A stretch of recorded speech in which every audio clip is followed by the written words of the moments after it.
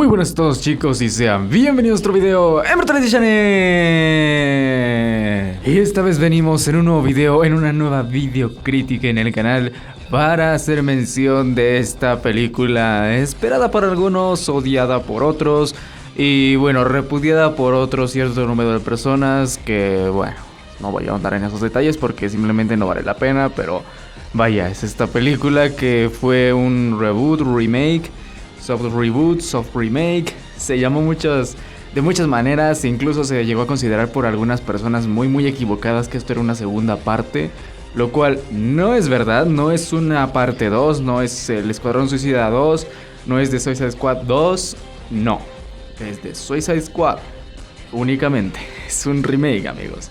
No es nada que tenga que ver con lo antes ya visto con la película del año 2016. Y bueno, aunado a ello, esta película llegó para reparar, entre comillas, el daño que causó aquella producción del 2016 con ciertos personajes, con cierta narrativa y con los fanáticos más que nada. Y es que bueno, ese fue el primer objetivo para la producción de esta nueva película, que a fin y al cabo, pues digamos que fue un asunto también muy polémico entre los fanáticos, porque hay fans a los que les gustaron la película de 2016.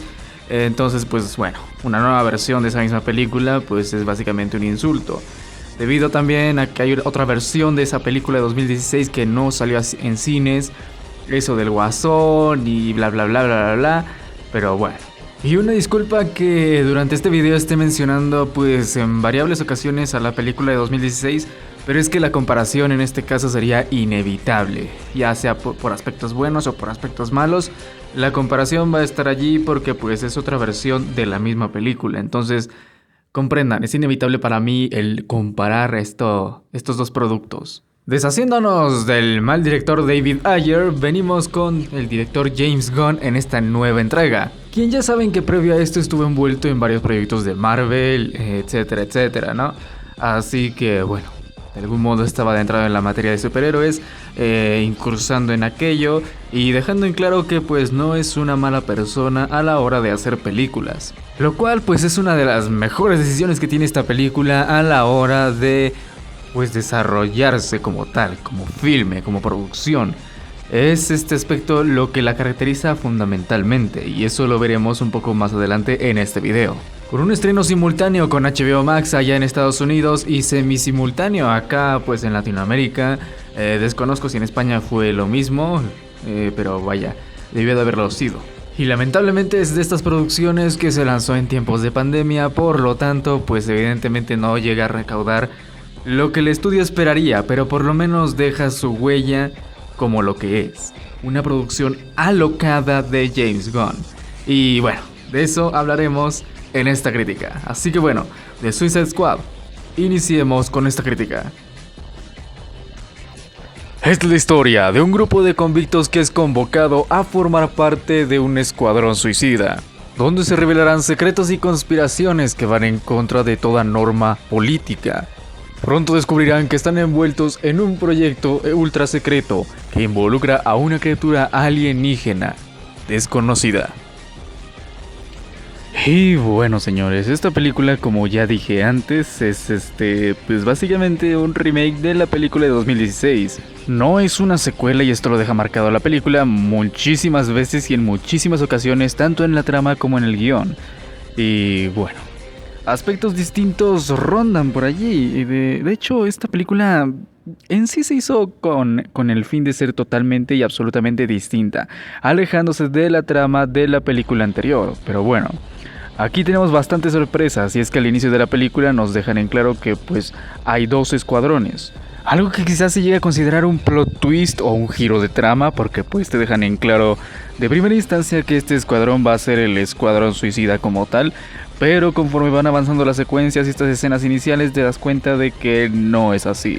Y bueno, en la película tenemos varios personajes característicos de DC Comics, algunos no tan conocidos como otros, pero bueno, es parte de esta esencia de filme que quiso utilizar personajes no tan conocidos para añadirles algo y que de alguna forma pudieran aportar lo suyo.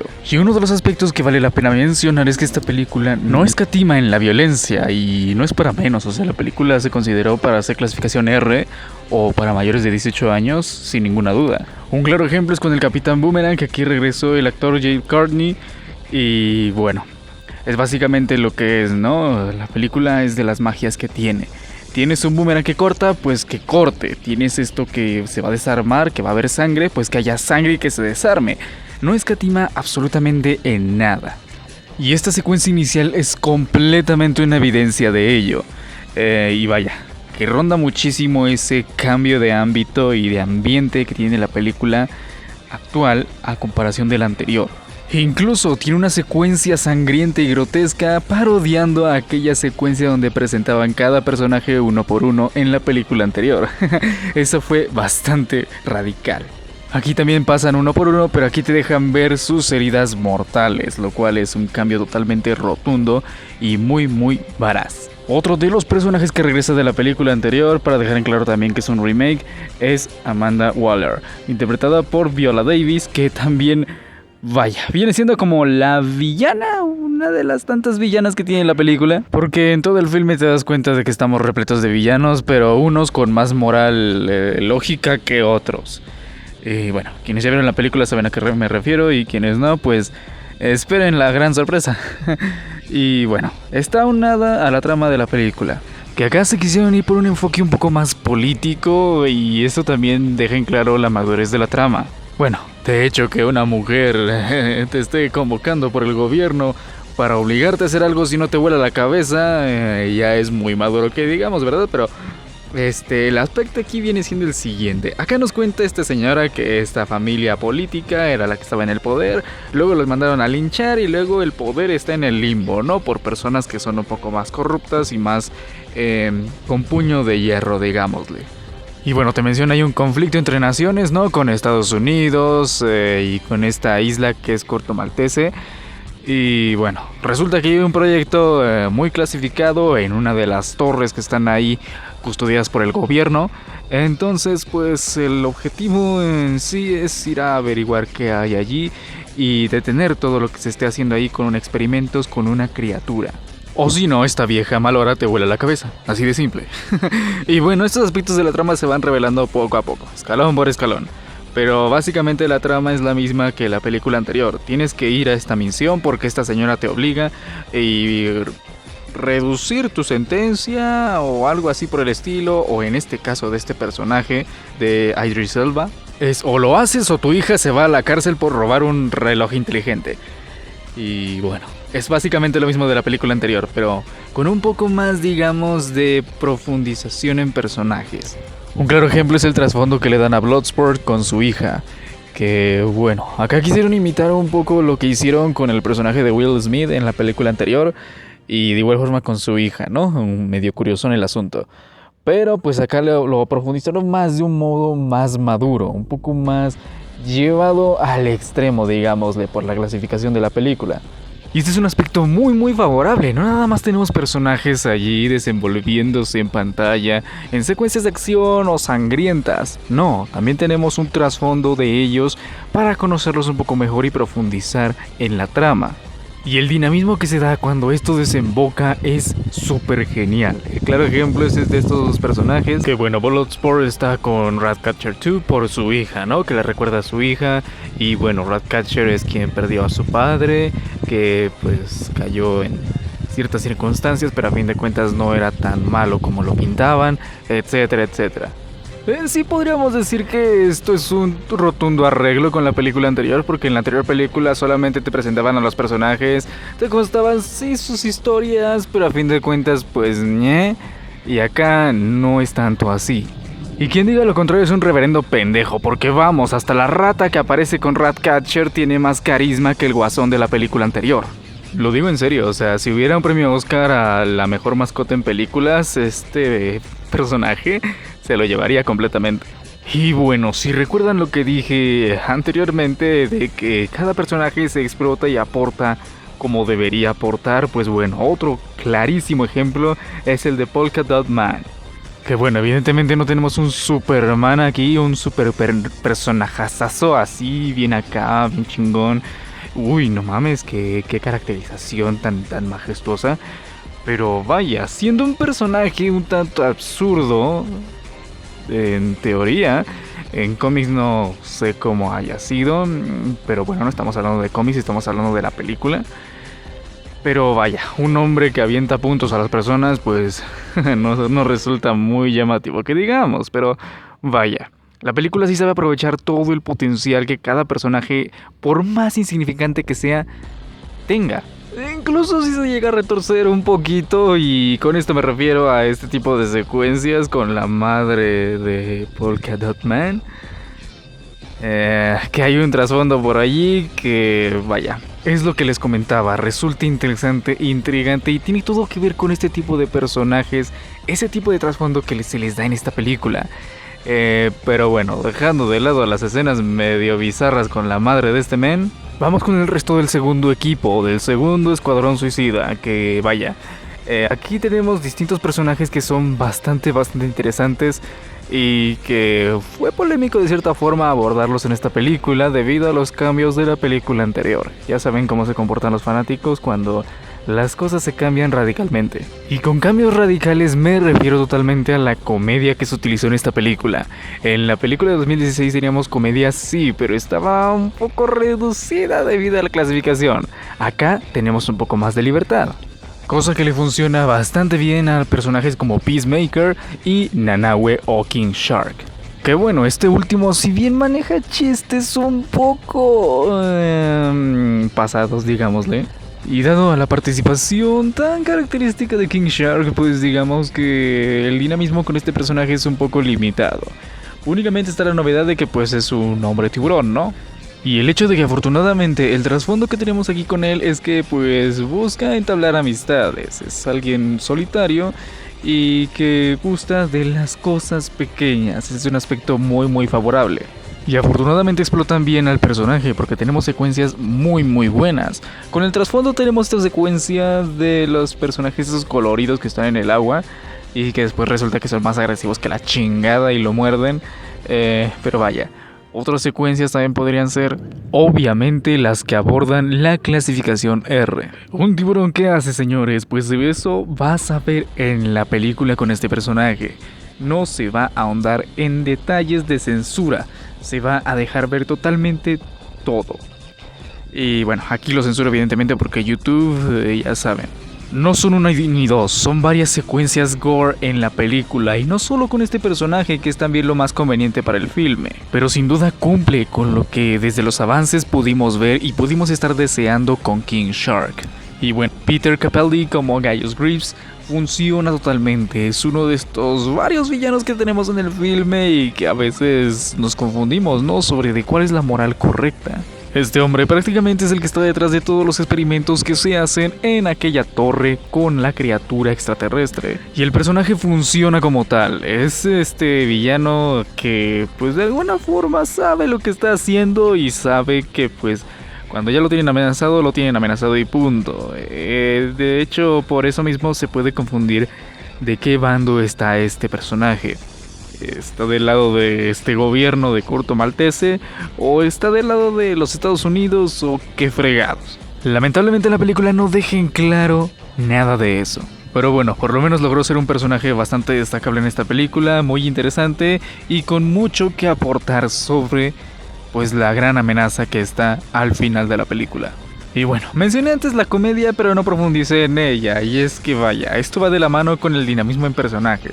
También regresa aquí el personaje y el actor que interpreta a Rick Flag. Y acá también aporta totalmente cosas muy positivas. A pesar de no aparecer tanto en pantalla porque si no ya se vería muy copiado de la película anterior.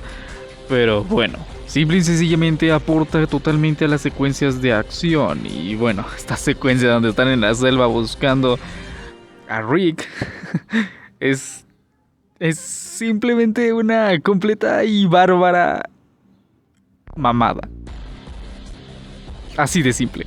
No hay otra palabra que lo defina mejor. Esta escena, esta secuencia es una mamada. Lo dejo en eso porque no quiero spoilearles esta secuencia porque de verdad está muy buena. Tenemos un montón de escenas simpáticas que nos hacen querer a los personajes y que nos caigan bien.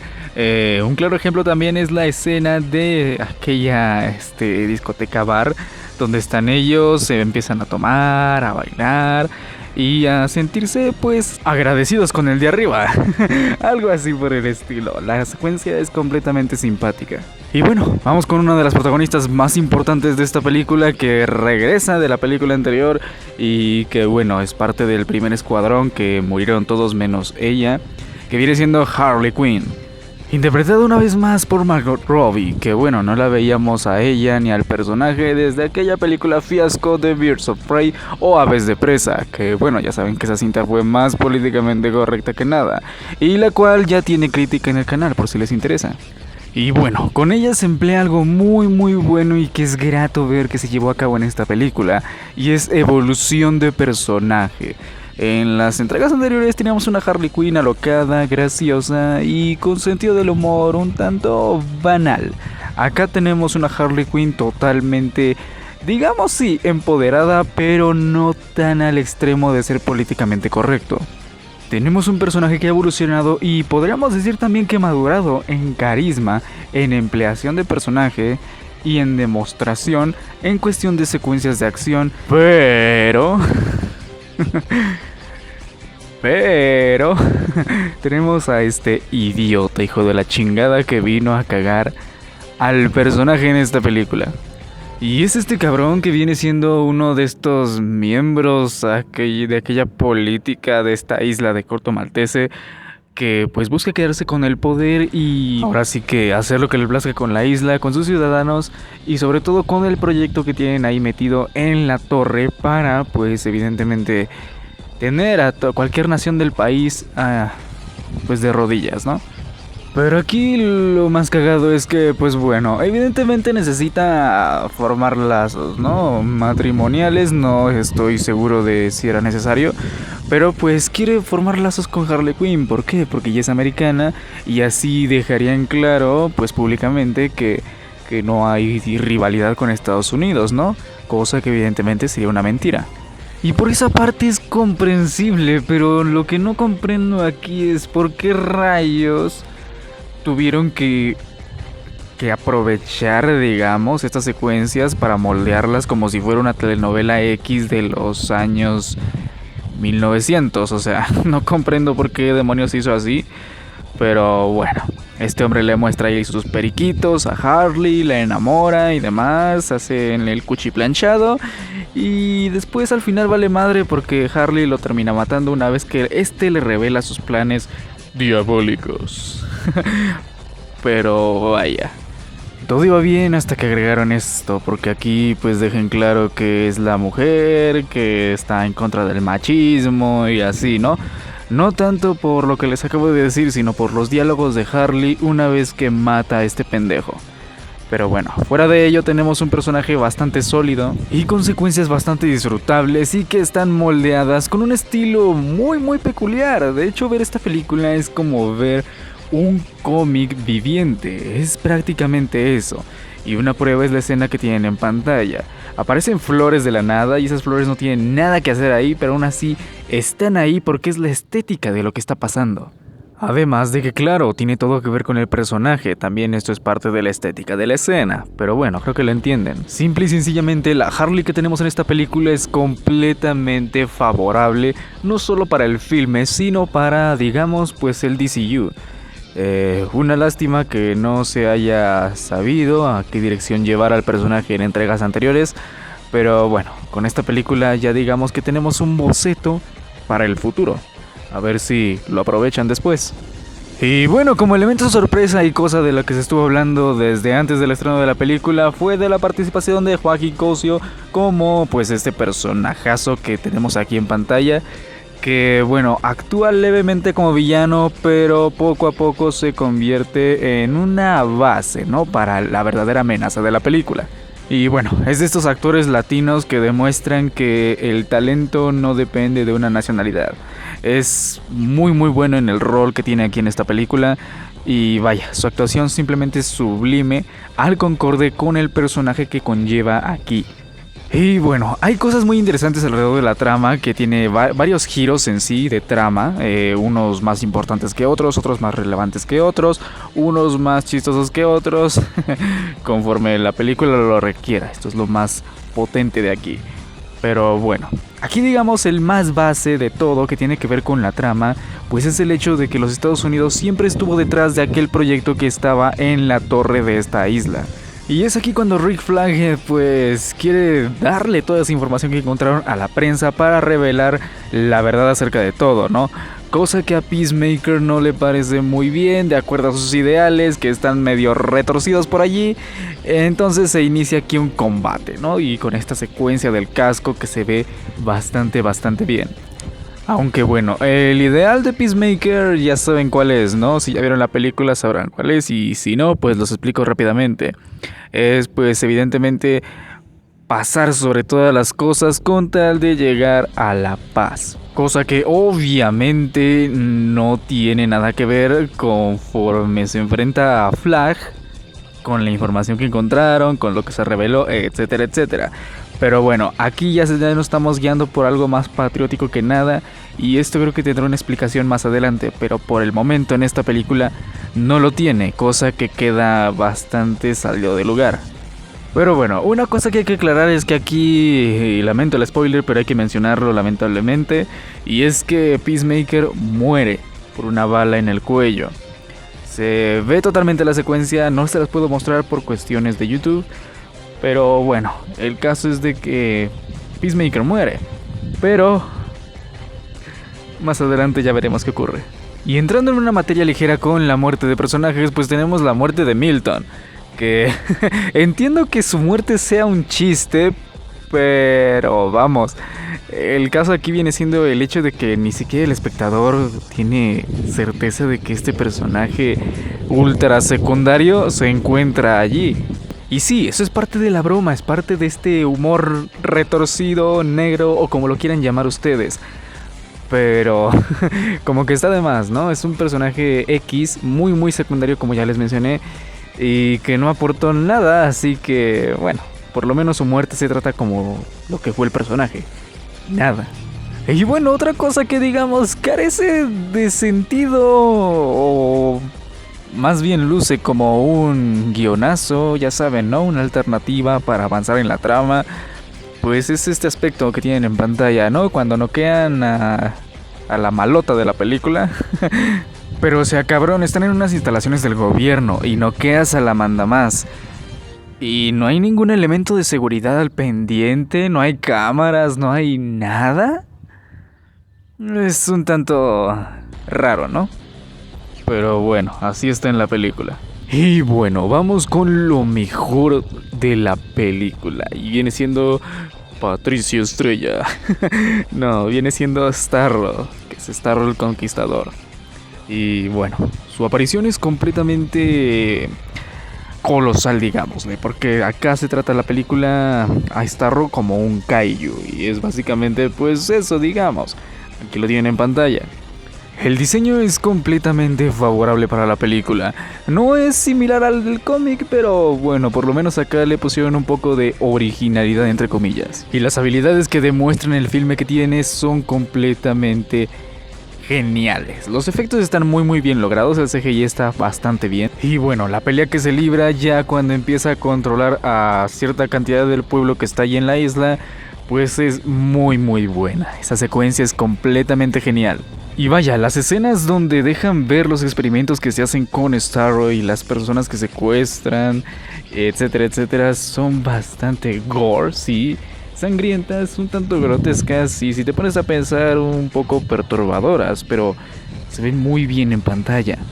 Y bueno, ¿cómo termina todo el desmadre? Es una cosa muy loca y que a muy poca gente creo que le disgustó, pero pues aún así dieron a conocer su opinión y se empezó a divulgar eso de que el final era una mierda y que acaban con el villano de una forma tan estúpida. Pero pues bueno, tenemos a personajes como los tenemos, entonces se aprovechan. Y acá lo que ocurre es prácticamente lo siguiente: Ratcatcher 2 no ha demostrado como tal su potencial en poderes, así que bueno, pongamos que ella sea la heroína en esta secuencia final, con todas las ratas convocándose directo a devorar el ojo de Starro. Mientras Harley Quinn atravesó con la jabalina de aquel sujeto del principio el mismo ojo para penetrar y dejar la apertura para que las ratas se introduzcan y todas muerdan a la vez por dentro a la criatura. En una escena completamente sangrienta, colosal y grotesca de cierta forma, se deja ver esta muerte de este icónico villano en esta película. Y bueno, una vez ocurre la muerte de Starro, este menciona a través de este coronel, que es interpretado por Joaquín Cosio, las siguientes palabras: yo era feliz, flotando, mirando las estrellas. Es un trasfondo muy interesante y muy depresivo a la vez sobre este personaje aquí caracterizándolo, ya que si nos ponemos a pensar, él únicamente estaba flotando cerca de la órbita de la Tierra, no estaba haciendo daño a nadie, de hecho ni siquiera se veía que tuviera intenciones de entrar al planeta. Simplemente estaba por ahí en el espacio y una vez los americanos lo encontraron, pues lo capturaron vilmente y se desató todo lo que se puede ver en el filme. Un tanto triste y extraño que se ve este tipo de trasfondos en un villano como Starro, pero bueno, cumplió totalmente en este ámbito. Y bueno, la película cuenta con un par de escenas post créditos y en la primera podemos ver que pues Weasel, que se ahogó en el primer escuadrón, resulta que estaba con vida. Se le ve a él escupiendo agua y después levantándose para después correr libremente, por lo que podemos confirmar que todavía es corto maltese, así que él se quedó ahí a lo pendejo y nadie se dio cuenta, pero bueno. Esto podría incluso llegar a tomarse como una decepción en el filme, ya que es uno de los personajes que se mostró en los múltiples trailers. Así que siempre resultó interesante saber qué papel desempeñaría Weasel en la película, y como no se hizo nada con él más que este chiste entre comillas, pues bueno. Y ahora sí, después de todos los créditos, se nos muestra esta secuencia donde se aprecia a Peacemaker en el hospital, dándonos a entender que pues le salvaron la vida o no resultó tan herido como pareciese o como claramente se vio en la escena de su muerte, pero bueno. Y aparecen estos cabrones diciendo que, pues bueno, después de que noquearon a la otra loca, pues va a cobrar venganza, ¿no? Ya que es muy patriota, está muy ligado al gobierno de Estados Unidos, entonces pues prácticamente va a ocurrir algo fuerte. A lo que simplemente se escucha que el personaje menciona lo siguiente: lo necesitamos para salvar al jodido mundo. Y así termina esta película, abriendo evidentemente posibilidades para el futuro del DCU. Así que bueno chicos, mi calificación para The Suicide Squad o El Escuadrón Suicida de 2021 es un 7.7. Y mi porcentaje de recomendación es un 81%. En definitiva, esta es una de las claras redenciones del cine.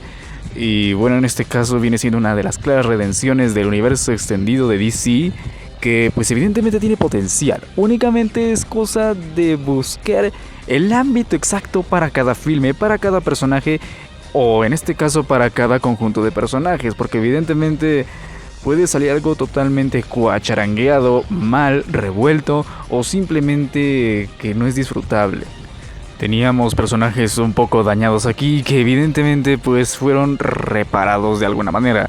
Para bien o para mal, hay secuencias que están bien, otras que están un poco mal, pero bueno, todo este conjunto de acción, de locura, de drama, de misticismo y evidentemente también de comedia, logra funcionar totalmente. Sin duda le sentó bien al Escuadrón Suicida ser de una clasificación un poco más alta y dirigirse a un público más maduro para evidentemente expandirse y ampliar los horizontes y la visibilidad que se nos puede dejar ver en la película. No es la mejor película de DC porque no lo es. Cuando se estrenó la película todos dijeron que era la mejor película, que quién sabe qué, que tal persona había dicho que era la mejor película y ya por eso ya le creemos. Y o sea, no va por ahí el asunto. No es la mejor película de DC, pero sí es una de las mejores. En efecto, James Gunn influye bastante, hizo un muy buen trabajo en ello y vaya, se ganó simplemente nuestros corazones aquí del lado de DC Comics para pues evidentemente dirigir próximamente pues próximas películas, ya depende de lo que él quiera hacer después y si no pues vaya. Nos quedamos con esta entrega que afortunadamente salió bastante bien, dejó en claro que James Gunn puede hacer cosas buenas tanto del lado de Marvel como del lado de DC y callando bocas de que pues había un complot, ¿no? Ahí de Marvel contra DC, pero bueno, ese es un caso conspiranoico de fans. Aunque bueno, por ello podemos culpar al imbécil hijo de perra de Joss Whedon, pero vaya, esa es otra historia completamente separada de esto. La película cumple en cuanto a lo que promete, comedia, acción, gore y temas totalmente serios y adultos. Puede que un niño se aburra con esto o que no entienda gran parte de la película, pero bueno, las escenas de acción cumplen totalmente con los personajes que tenemos en pantalla y que tenemos con trama. Así que bueno, que conste que funciona esto bastante bien. No es la mejor película de DC porque tiene errores. No es la mejor película de superhéroes tampoco porque de nueva cuenta tiene errores. Tiene cosas ahí medio raras, otras que no se llegan a entender. Unas políticamente correctas, otras que no tanto. Pero bueno, ustedes entienden el revoltijo que tenemos aquí. Pero vaya. Ahora cuéntenme ustedes, chicos, ¿ya la vieron? ¿Piensan verla con todo lo ya comentado? Cuéntemelo en los comentarios. Un saludo y como siempre, gracias por su tiempo. Hasta la próxima.